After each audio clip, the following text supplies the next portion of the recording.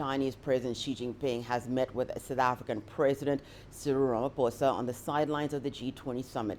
Xi Jinping said China and South Africa are firm in safeguarding the common interests of developing countries. He said Beijing supports South Africa in achieving modernization that is suitable for its own national conditions, and that China will work with South Africa in dealing with global challenges. Ramaphosa thanks China for helping African countries in their COVID response and in addressing their debt crisis. He said his country will always stick to the one China principle and welcomes more investments from Chinese companies.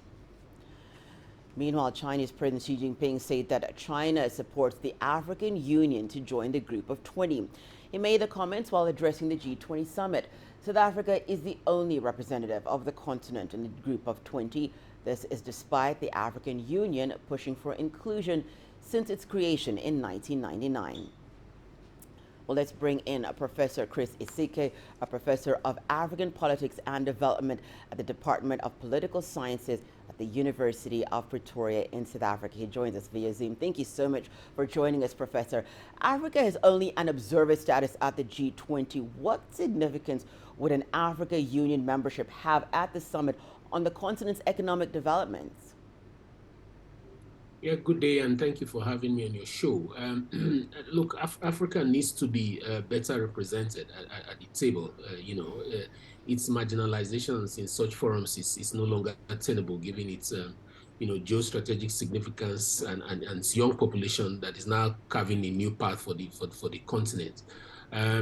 So I think that the African Union is in a very good position to better represent the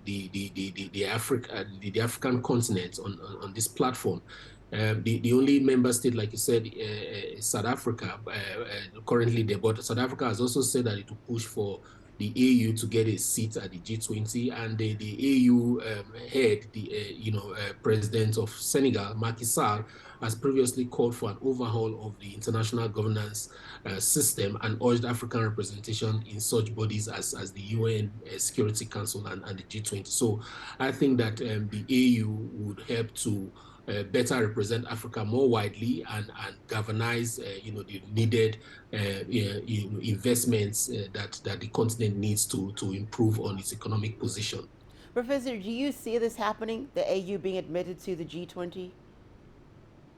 Oh yes, the G20 has also granted regional membership to the European Union. So I don't see any reason why the AU can't be granted, the same status, given the more talented Africa is the future of the world,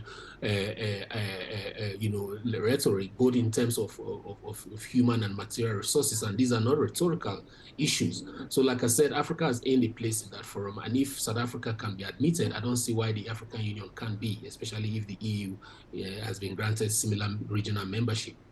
Well, South Africa is the only African G20 member, which in practice might not fully represent the African continent, as it has its own economic priorities and interests. Should more African countries join the G20?